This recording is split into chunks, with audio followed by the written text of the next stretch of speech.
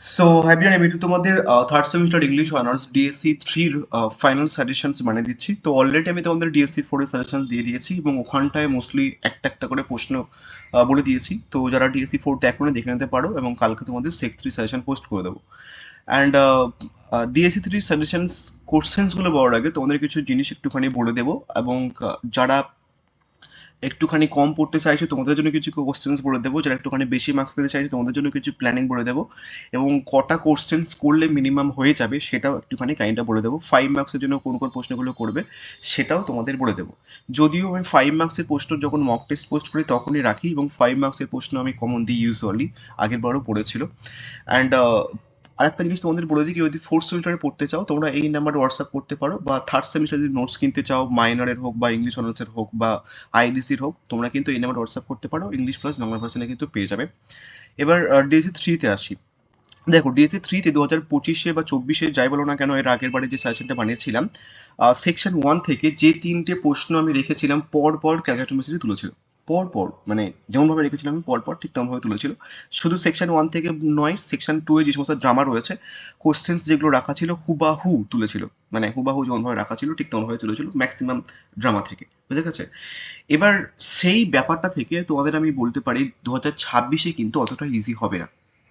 কি বললাম, এর আগের বারে আমি যে প্রশ্ন রেখেছিলাম ক্যালকুলেশন হুবাহু তুলেছিল, বাট এইবারে কিন্তু সেই ব্যাপারটা কারেন্ট একটুখানি কঠিন হয়ে যায়। তার কারণ আমি মোদ্দা কথা প্রিভিয়াস ইয়ারের প্রশ্ন 3টে প্রশ্ন পেয়েছিলাম খুঁজে, দেন সেই 3টে প্রশ্ন দিয়েছিলাম পরপর রেখেছিলাম ঠিক পরপর তুলেছিল, বাট এবারে কিন্তু অতটা প্রিভিয়াস ইয়ারের কোশ্চেন্স অ্যাভেলেবল নেই।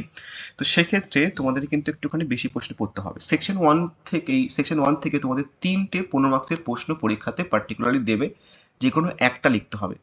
সো আমি তোমাদের যারা একটুখানি পড়তে চাইছো বা পড়বে তোমাদের আমি 5টা প্রশ্ন দেবো, সেই বাইরের কোনো প্রশ্ন পড়বে না। এবং যারা একটুখানি কম পড়বে বা একটুখানি কম পড়তে চাইছো তাদের দ্বারা হচ্ছে না, তোমাদের আমিও কিন্তু কিছু প্ল্যানিং করে দেবো, তোমরা সেইভাবে পড়ো। এবং আরেকটা জিনিস বলে দিই, তোমাদের ক্ষেত্রে অনেকে বা তোমাদের মধ্যে অনেকে রয়েছে যারা 15 মার্কসের প্রশ্ন যে প্রশ্নটা পড়ে নিচ্ছে সেটাই আবার 5 মার্কসের প্রশ্ন পড়ে নিচ্ছে, নিজের অজান্তে হোক বা কিছু ইউটিউবার তোমাদের দিয়ে পড়াচ্ছে। তো আমি একদম খুব বেস্ট একটা ভালো প্ল্যানিং বলে দেবো, যেটাতে তুমি 15 মার্কসের প্রশ্ন করে নিলে 5 মার্কসের প্রশ্ন অনেকটাই তোমাকে করতে হবে না। ঠিক আছে? ভালো করে কথাগুলো শুনবে, কোন কোন প্রশ্নগুলো সেপারেটলি করতে বলছি সেগুলো ভালো করে করবে, তাহলে কিন্তু মার্কস অনেক মার্কস পেয়ে যাবে টু বি অনেস্ট।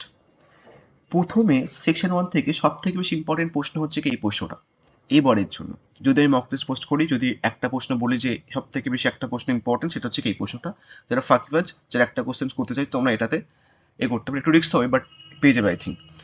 কি প্রশ্ন? Right a short essay on the distinctive features of committee of humours with special reference to the works of Ben Jonson. বা প্রশ্ন আরেকভাবে ঘুরিয়ে আসবে, সেটা হচ্ছে কি এইভাবে, write a brief essay on the contribution of the Ben Jonson two the English drama. একটা মজার জিনিস বলি, অনেকে এই প্রশ্নটার 5 মার্কসের জন্য করবে বেন জনসন ভলপন। দেখো বেন জনসন তুমি করে নিচ্ছ 15 মার্কসের জন্য, সেপারেটলি হচ্ছে কি যে বেন জনসনকে আর করা দরকার আছে, এবং বেন জনসনের একটা রাইটিং হচ্ছে কি যে এই ভলপন, এটাও কি সেপারেটলি করা দরকার আছে? করা দরকার নেই। তাহলে গাধার মতো এক গাদা প্রশ্ন করার থেকে বুদ্ধি করে একটা প্রশ্ন করলে কিন্তু অনেকগুলো প্রশ্ন কভার হয়ে যাচ্ছে। ঠিক আছে? তো এটা এবারের জন্য মোস্ট মোস্ট ইম্পর্টেন্ট একটা প্রশ্ন। ঠিক আছে? নেক্সট মোস্ট ইম্পর্টেন্ট প্রশ্ন, আচ্ছা এটা 3টে স্টার মেরে রাখো, আমি তোমাদের সবার জন্যই 3টে স্টার মার্ক করা 3টে প্রশ্ন বলবো যেটা মক টেস্টে পোস্ট করতে পারি আমি। এর সব থেকে বেশি ইম্পর্টেন্ট প্রশ্ন। নেক্সট ইম্পর্টেন্ট প্রশ্ন, give a critical estimate of Elizabethan and Jacobean revenge tragedy. এটা ইম্পর্টেন্ট একটা প্রশ্ন, বাট এই প্রশ্নটা আরও দুভাবে ঘুরিয়ে আসতে পারে। কিভাবে আসতে পারে? Briefly discuss the contribution of the Shakespeare to the development of the English drama, একভাবে হলো। এবং আরেকভাবে আসতে পারে, সেটা হচ্ছে কি discuss the contribution of the John Webster to the English drama, দুভাবে হলো। তো একটা প্রশ্ন ভালো করে করে নাও, তাহলে দুটো প্রশ্ন তোমার কভার হয়ে যাবে। তার কারণ যখন critical estimate of Elizabeth and Jacobean revenge tragedy দেবে তখন তোমাকে এই দুজনকে মেনশন করতে হয় পার্টিকুলারলি। এবং এই জন ওয়েবস্টারের থেকে একটা 5 মার্কসের প্রশ্ন আসে খুব সুন্দর, Duchess of Malfi, John Webster লেখা ডাচেস অফ মালফি, এটাও কিন্তু 5 মার্কসের জন্য দেয়। তো যখন তুমি এই প্রশ্নটা করে নিচ্ছ যেখানে তোমার শেক্সপিয়ার এবং জন ওয়েবস্টার কভার হয়ে যাচ্ছে, তখন এই ডাচেস অফ মালফি বা জন ওয়েবস্টারকে সেপারেটলি 5 মার্কস করতে হবে? করতে হবে না, এটাই বুদ্ধি করে পড়া। এটা হচ্ছে কি যে তুমি দুটো স্টার করে রাখো, নেক্সট মোস্ট ইম্পর্টেন্ট প্রশ্নের মধ্যে পড়ছে এটা। নেক্সট এই প্রশ্নটা আরেকভাবে ঘুরে আসতে পারে, is it fair to say that Jacobean drama was a decadent from the Elizabethan drama discussed with special reference to any Jacobean playwrights? আরেকভাবে ঘুরে আসতে পারে, দিয়ে দিলাম। 3 নম্বর ইম্পর্টেন্ট প্রশ্ন হচ্ছে কি এই প্রশ্নটা, what innovations in drama were introduced by the following dramatist? নেটের ড্রামাটিস্টগুলো বা নিচের ড্রামাটিস্টগুলো ড্রামাতে কোন কোন ইনোভেশনসগুলো এনেছিলেন সেগুলো ডিসকাস করতে বলা হয়েছে। তো তোমাকে বলতে পারে যে কোনো দুজন ড্রামাটিস্টের নাম বা যে কোনো দুজন ড্রামাটিস্টকে নিয়ে লেখো, এবং নিচে তোমাদের ড্রামাটিস্টের নামও দিয়ে দেবে। অসবর্ন দিয়ে দেবে, বেকেট দিয়ে দেবে, হ্যারল্ড ফিনটা দিয়ে দেবে, বা হেনরি গিবসন। 3জনকে নিয়ে দেবে। আমি 4জন রাখলাম, তার কারণ 4জন ইম্পর্টেন্ট। এইভাবে দিয়ে দেবে, তোমাকে যে কোনো দুজনকে নিয়ে লিখতে হবে। প্রশ্নটা এইভাবে দেয় পার্টিকুলারলি। এইগুলো কি সেটা বলার আগে হয়তো অনেকে বুঝতে পেরেছে আর একটা কোনো ভ্যারিয়েশনস বলে প্রশ্নটার। এই অসবর্ন বা ব্যাকেট, হ্যারল্ড, এরা হচ্ছে কি মডার্ন ড্রামাটিস্ট। তো প্রশ্নটা আরেকভাবে ঘুরিয়েও আসতে পারে, write the contributions of the modern dramatist. বুঝা গেছে? বা এই শুধু বেকেট কেনে দিতে পারে, এইভাবে বলতে পারে as is the contributions of the Beckett of 20th century English drama. তো একটা প্রশ্ন কতভাবে ঘুরে আসতে পারে ওটাও তোমাদের জানা দরকার। মানে তুমি যেটা প্রশ্ন মুখস্থ করছো একটা, সেই প্রশ্নটার কতভাবে আসতে পারে সেটাও জেনে রাখো। আদারওয়াইজ মুখস্থ করে গেছো বাট কোশ্চেন বুঝতে পারোনি, ফিরে আসতে হবে। বুঝা গেছে? এবার এইগুলো কি বলে দিচ্ছি, দেখো। তুমি এইটা ফিফটি জন্য মুখস্থ করে নিয়েছো, সেখানে তুমি অসবর্নকে নিয়ে মুখস্থ করলে, বেকেটকে নিয়ে মুখস্থ করলে, হ্যারল্ড পিন্টারকে নিয়ে মুখস্থ করলে, হেনরি গিবসনকে মুখস্থ করে নিলে। 4জনকে নিয়ে পড়ে নেবে। 2জন করে লিখতে হয়, 4জন লিখলে কোনো সমস্যা নেই। এবার এই অসবর্নকে তুমি 50 মার্কের জন্য মুখস্থ করে নিচ্ছ, অসবর্ন একটা লেখার লুক ব্যাক ইন অ্যাঙ্গার 5 মার্কের জন্য ইম্পর্টেন্ট, এটা সেপারেটলি করবে? করবে না। বেকেটকে নিয়ে তুমি 50 মার্কের জন্য মুখস্থ করে নিচ্ছ, দেন বেকেটের একটা লেখা ওয়েটিং ফর গোডো, এটা কি 5 মার্কসের জন্য মুখস্থ করতে হবে সেপারেটলি? করার দরকার নেই। থিয়েটার অ্যাবসার্ট আসলে উপর থেকে মানে এই স্যামুয়েল বেকেট মুখস্থ করে নিলে হয়ে যাচ্ছে। দেন হ্যারল্ড পিন্টারের কাইন্ড অফ হচ্ছে হোম কামিংটা সেপারেটলি মুখস্থ করতে হচ্ছে, 5 মার্কের জন্য করতে হচ্ছে না, তার কারণ 50 মার্কের জন্য করে নিচ্ছ। ঠিক আছে? তো এমনভাবে পড়বে, একটা প্রশ্ন করলে জাস্ট ভাবো, একটা প্রশ্ন তুমি করে নিচ্ছ, তাহলে কটা 5 মার্কস জন্য কভার হয়ে যাচ্ছে? Osborne, look back in anger 2টো, বেকেট এবং তার লেখা 4টে, হোটেল প্রিন্টার বা হ্যারল্ড প্রিন্টার এবং হোম কামিং 6টা। ঠিক আছে? টোটাল তো হেনরি গিবসন 7টা, তাহলে একটা 7টা প্লাস হচ্ছে কি একটা 8টা প্রশ্ন। ঠিক আছে? দেন একটা 9টা প্রশ্ন, তো 9টা প্রশ্ন কভার হয়ে যাচ্ছে। যারা গাধা 9টা প্রশ্ন পড়বে ওরা, আর তুমি হচ্ছে কি একটা প্রশ্ন পড়বে। এইভাবে বুদ্ধি করে করতে হবে। এটা ধরো ডাবল স্টার করে রাখো, বা এটাতে ট্রিপল স্টার করে রাখো। নেক্সট মোস্ট ইম্পর্টেন্ট প্রশ্ন হচ্ছে কি যে, write the characteristics of sentimental comedy and registration romantic comedy. এবং এই সেন্টিমেন্টাল কমেডি যদি 50 মার্কের জন্য না দেয়, তাহলে 5 মার্কসের জন্য অলিভার গোল্ডস্মিথকে দিয়ে দেয়, বাড়িজ স্টিলকে নিয়ে দিয়ে দেয়, বা জেমেল জনসনকে দিয়ে দেয়। আর একটা মোস্ট ইম্পর্টেন্ট প্রশ্ন, যেটা যদিও 5 মার্কসের জন্য বেশি ইম্পর্টেন্ট, তাও তোমাদের রাখছি। Examine the contribution of the Christopher মার্লোর development the English drama. Write a short note on the university wits. এই write a short notes on the university wits এই প্রশ্নে 5 মার্কসের জন্যও রেখেছে। এবং ইউনিভার্সিটি উইটসের মধ্যে একটা প্রমিনেন্ট রাইটার হচ্ছে ক্রিস্টোফার মার্লো। এর আগের বারে তোমাদের ইউনিভার্সিটি উইটস 50 মার্কের জন্য দিয়েছে, এবার এটা 15 মার্কসের জন্য দেবে না, 5 মার্কসের জন্য দেবে। ইউনিভার্সিটি উইটস কথাটাকে মেনশন করে। যদি ইউনিভার্সিটি উইটস 5 মার্কের জন্য না দেয়, তাহলে এই ক্রিস্টোফার মার্লোকে 15 মার্কসের জন্য দেবে। দুটো প্রশ্ন, একটা 5 একটা 15 মার্কসের জন্য দেবে না। হয় ইউনিভার্সিটি উইথ 5 মার্কসের জন্য দেবে, আদারওয়াইজ ক্রিস্টোফার মার্লো 50 মার্কসের জন্য দেবে। বাট সব থেকে বেশি চান্স এই প্রশ্নটা 5 মার্কসের জন্য আসার। এবার এটাকে তুমি হচ্ছে কি যে ডাবল স্টার করে রাখো, এবং এই প্রশ্নটা হচ্ছে কি যে ডাবল স্টার করে রাখো। টোটাল 3টে প্রশ্ন পরীক্ষাতে আসি, আমি হচ্ছে কি যে 5টা প্রশ্ন দিয়েছি। সো যে দুটো ট্রিপল স্টার প্রশ্ন বলা আছে, যারা কম পড়তে চাইছো তোমরা ওই দুটো প্রশ্ন খুব ভালো করে করবে। আমি কোশ্চেন্সের পর পর বলে দিচ্ছি। সব থেকে আগে করবে এই প্রশ্নটা, দেন তারপরে করবে হচ্ছে কি যে এই প্রশ্নটা, দেন তারপরে করবে হচ্ছে কি যে এই প্রশ্নটা। 3টে হলো। তারপরে হচ্ছে কি এই প্রশ্নটা, 4টে হলো। এই 4টে করে নিলে তোমরা কোনো চিন্তা থাকবে না। দেন তারপরে যদি টাইম থাকে তাহলে এই প্রশ্নটা করো। বুঝে গেছে? এই 4টে করে নিলে তোমার কোনো চিন্তা থাকবে না। 3টে আসবে, 4টে দিচ্ছি। বুঝে গেছে? দেন 4টে করা হয়ে গেলে এই প্রশ্নটা হাত দিও, আদারওয়াইজ কিন্তু এটা বাদও দিতে পারো। বুঝে গেছে? এবার দুটো এক্সট্রা প্রশ্ন রেখেছি, যাদের ইচ্ছা বা যাদের পড়া হয়ে গেছে ওই 4টে প্রশ্ন, তোমরা এই 2টো প্রশ্ন করতে পারো। Important. Write a brief essay on the Richard Prensley Sheridan, his drama, and GB Shah, এবং জিবি শাহের রাইটিং রয়েছে পিগমেলিয়ন। এটা 5 মার্কসের জন্য পড়তে পারে। এই দুটো প্রশ্ন যাদের পড়া হয়ে গেছে তাদের জন্য দিচ্ছি, আদারওয়াইজ কারো তোমাদের করতে হবে না পার্টিকুলারলি। এবার 5 মার্কসের জন্য আসি। 5 মার্কসের জন্য বললাম ইউনিভার্সিটি ওয়েটস এবার জম্বের ইম্পর্টেন্ট কাইন্ড অফ, এবং ইউনিভার্সিটি ওয়েটস থেকে একটা ভেঙে প্রশ্ন দেয় ক্রিস্টোফার মার্লো। তার কারণ ইউনিভার্সিটি ওয়েটসের একটা প্রমিনেন্ট মধ্যে একটা প্রমিনেন্ট রাইটার হচ্ছে ক্রিস্টোফার মার্লো। হয় ক্রিস্টোফার মার্লোকে 50 মার্কের জন্য দেবে, যদি 50 মার্কের জন্য দেয় তাহলে এটা দেবে না, যদি এটা ক্রিস্টোফার মার্লোকে 50 মার্কের জন্য না দেয় তাহলে কিন্তু এটা দেবে মাস্ট। পড়ছে তোমাদের এসে বসে আছে। নেক্সট মোস্ট ইম্পর্টেন্ট প্রশ্ন হচ্ছে এই প্রশ্নটা 5 মার্কের জন্য, briefly mentions the distinctive characteristics of the recent comedy of manners. এবং অনেকে জানো তো এই recent comedy of manners separately 5 ভাগের জন্য করবে, the way of the world separately 5 ভাগের জন্য করবে, এবং উইলিয়াম কনগ্রেস 5 ভাগের জন্য করবে। 3টে প্রশ্ন করবে, বাট করার দরকার নেই। তার কারণ ওয়ে অফ দ্য ওয়ার্ল্ড কে লিখেছে? উইলিয়াম কনগ্রেভ। এবং ওয়ে অফ দ্য ওয়ার্ল্ডটা কি? একটা রেসেন্স কমেডি। তাহলে একটা প্রশ্ন করে নিচ্ছ, একই তো, তুমি ঘুরে ফিরে মুখস্থ করবে কেন, তাই না? দুটো প্রশ্ন হলো 5 মার্কের জন্য। 3 নম্বর প্রশ্ন হচ্ছে কি TSC riot as a dramatist, এবং টিএসসি রাইটিং হচ্ছে কিছু Martin the castle. Next most important প্রশ্ন হচ্ছে কি importance of being Earnest, Oscar Wilde লিখেছেন। তোমাদের সানবাউন্ড হচ্ছে কি বিবি শেলার লিখেছেন। দেন হচ্ছে কি এই প্রশ্নটা বললাম যে GB Shah, Pygmalion, five important. এই দুটো প্রশ্ন হচ্ছে কি সব থেকে বেশি ইম্পর্টেন্ট, মক টেস্টে থাকছে বলতে পারো। নেক্সট আসি হচ্ছে কি তোমাদের রাইটার্স সি থেকে। রাইটার্স সি থেকে বা বাকি যে সমস্ত ড্রামাগুলো থেকে আমি কিন্তু দুটো করে প্রশ্ন বলবো, যারা কম পড়ে যাচ্ছে দুটো করে করলে হয়ে যাবে। বাট ওই সেকশন 1 থেকে তোমাদেরকে মিনিমাম 2-3টে প্রশ্ন করতে হবে। পরপর যেমনভাবে বলেছি ঠিক তেমনভাবে করো, লাস্টের দিকে দরকার আরেকবার বলে দিচ্ছি। রাইটার্স সি থেকে সব থেকে বেশি ইম্পর্টেন্ট প্রশ্ন হচ্ছে কি এই প্রশ্নটা। বাট একটা জিনিস তোমাদের বলে দিই, আমার প্রশ্ন কিন্তু হুবহু ক্যালকাটা ইউনিভার্সিটি তোলে, সেক্ষেত্রে অর প্রশ্নগুলো দেখে যাবে। সে ডিএসসি 3 হোক, ডিএসসি 4 হোক, বা যে কোনো হোক, অর প্রশ্নগুলো মাস্ট দেখবে। এই রোল অফ সিটা আরেকভাবে দেয়, the sea is an integral part of the play Riders of sea discuss.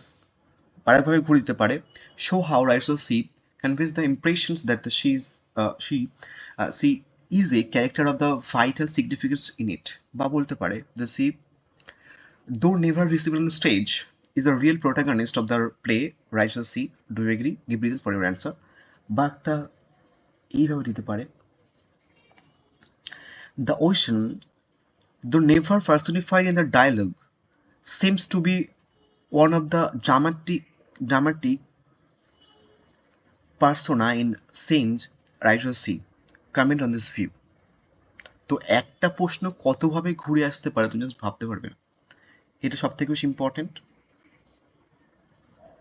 3টে স্টার মেরে রাখো, আমি দুটো করে বলবো ড্রামা থেকে, সমস্যা নেই। ওখানেও সেকশন 1 থেকে দুটো করে বলে দিয়েছি, দুটো করে বলেছি, এখান থেকে দুটো করেও করবে, খুব একটা অসুবিধা হবে না।